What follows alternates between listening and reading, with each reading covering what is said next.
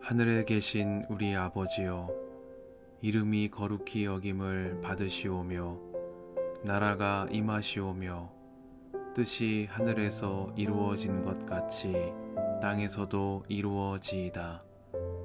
오늘 우리에게 일용할 양식을 주시옵고 우리가 우리에게 죄 지은 자를 사하여 준 것 같이 우리 죄를 사하여 주시옵고 우리를 시험에 들게 하지 마시옵고 다만 악에서 구하시옵소서.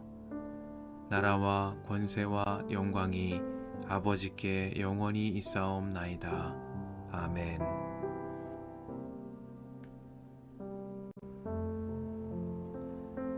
주 당신들의 하나님이 당신들에게 주시기로 한 그 땅, 거기에 살고 있는 원주민을 주 당신들의 하나님이 멸망시키시고 당신들이 그들을 쫓아내어 그 성읍과 집에서 살게 될 때에 당신들은 주 당신들의 하나님이 당신들에게 차지하라고 주신 땅에서 성읍 셋을 따로 구별하여 놓아야 합니다. 주 당신들의 하나님이 당신들에게 주신 땅을 세 영역으로 구분하여 길을 닦아 모든 살인자가 그곳으로 피신할 수 있게 하십시오. 살인자가 구별된 성읍으로 도피하여 살 수 있는 경우는 다음과 같습니다. 일찍이 미워한 일이 없는 이웃을 뜻하지 않게 죽였거나 어떤 사람이 이웃과 함께 나무하러 숲속으로 들어가서 나무를 찍다가 도끼가 자루에서 빠져나가 친구를 쳐서 그가 죽었을 경우에 죽인 그 사람은 그 구별된 세 성읍 가운데 한 곳으로 피신하면 살 수가 있습니다. 도피성은 평소에 이웃을 미워한 일이 없는 사람이 실수로 이웃을 죽게 하였을 때에 자기의 생명을 구할 수 있는 곳이므로 그곳까지의 거리가 너무 멀면 피살자의 친척이 복수심에 불타서 살인자를 따라가서 죽일 터이니 거리가 너무 멀어서는 안 됩니다. 내가 새 성읍을 따로 떼어 놓으라고 당신들에게 명령한 이유가 바로 여기에 있습니다. 주 당신들의 하나님이 당신들의 조상에게 맹세하신 대로 당신들 땅의 경계를 넓혀주시고 당신들의 조상에게 약속하신 모든 땅을 당신들에게 주실 때에는 또 내가 오늘 당신들에게 명하는 이 모든 명령을 당신들이 성심껏 지키고 주 당신들의 하나님을 사랑하며 그가 가르쳐 주신 길을 잘 따라갈 때에는 이 새 성읍 말고 또 다른 새 성읍을 구별해야 합니다. 그리하여 주 당신들의 하나님이 당신들에게 유산으로 주신 땅에서는 죄 없는 사람이 살인죄를 지고 죽는 일이 없도록 하여야 합니다. 그러면 살인죄 때문에 당신들이 책임을 지는 일은 없을 것입니다. 그러나 어떤 사람이 그의 이웃을 미워하여서 해치려고 숨었다가 일어나 이웃을 덮쳐서 그 생명에 치명상을 입혀 죽게 하고 이 여러 성읍 가운데 한 곳으로 피신하면 그가 살던 성읍의 장로들이 사람을 보내어 그를 거기에서 붙잡아다가 복수자의 손에 넘겨주어 죽이게 하여야 합니다. 당신들은 그런 사람에게 동정을 베풀어서는 안 됩니다. 이스라엘 안에서 죄 없는 사람이 죽임을 당하는 일이 없어야만 당신들이 복을 받을 것입니다.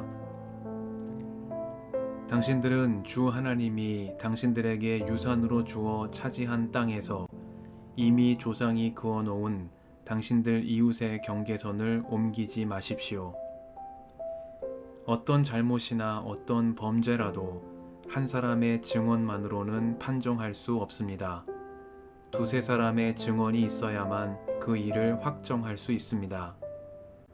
남에게 죄를 뒤집어 씌우려는 나쁜 증인이 나타나면 소송을 하는 양쪽은 주님 앞에 나아와 그 당시에 제사장들과 재판관 앞에 서서 재판을 받아야 합니다. 재판관들은 자세히 조사한 뒤에 그 증인이 그 이웃에게 거짓 증언을 한 것이 판명되거든 그 증인이 그 이웃을 해치려고 마음먹었던 대로 그 이웃에게 갚아 주어야 합니다. 그래서 당신들 가운데서 그런 악의 뿌리를 뽑아야 합니다. 그러면 남은 사람들이 이 말을 듣고 두려워하여서 이런 악한 일을 하는 사람이 당신들 가운데서 다시는 생기지 않을 것입니다. 당신들은 이런 일에 동정을 베풀어서는 안 됩니다.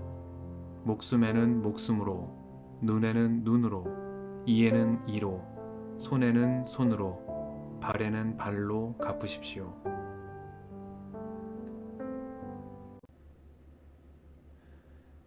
주님의 은총과 평화가 이 저녁에 여러분과 함께 하시길 빕니다. 당신들은 주 당신들의 하나님이 당신들에게 차지하라고 주신 땅에서 성읍 셋을 따로 구별하여 놓아야 합니다. 주 당신들의 하나님이 당신들에게 주신 땅을 세 영역으로 구분하여 길을 닦아 모든 살인자가 그곳으로 피신할 수 있게 하십시오. 말씀 앞에서 성령의 인도하심과 지혜를 구합니다.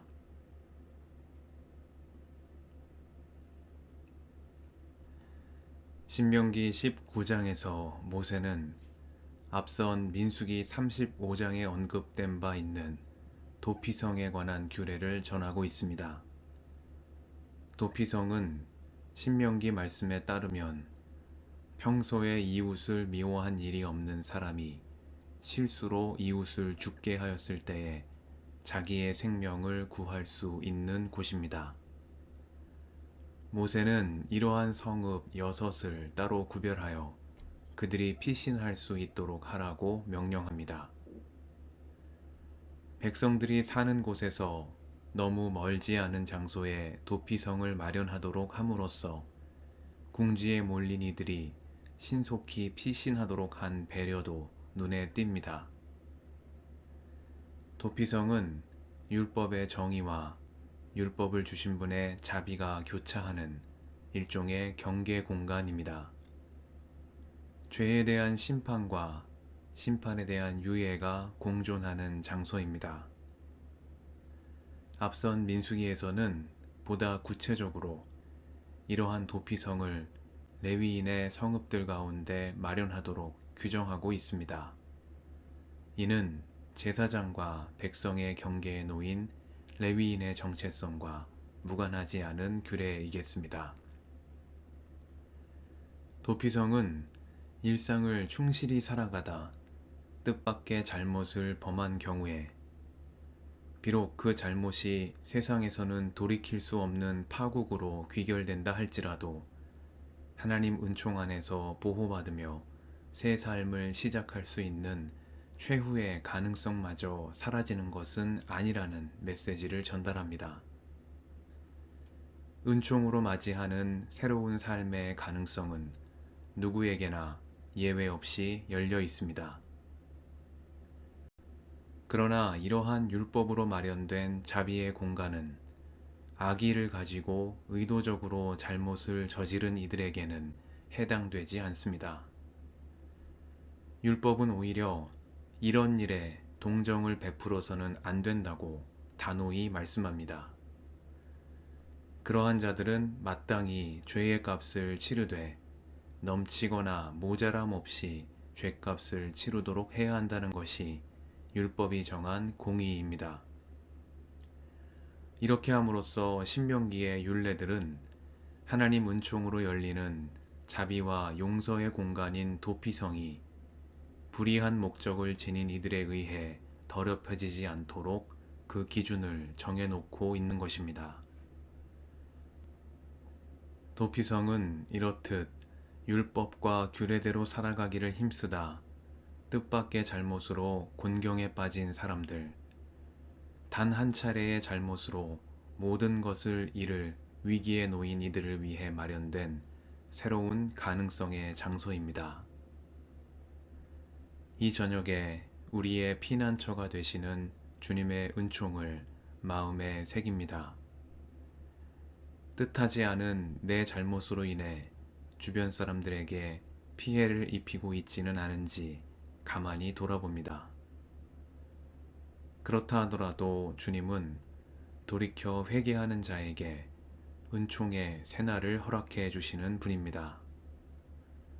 피난처가 되셔서 다시 새 삶을 시작할 수 있도록 끝까지 우리를 도우시는 자비로우신 하나님이십니다.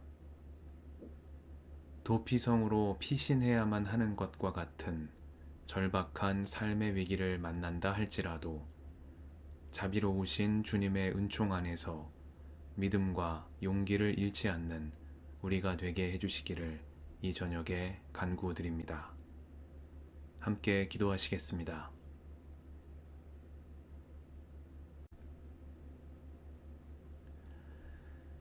주님, 오늘도 이 저녁을 허락하시니 감사합니다.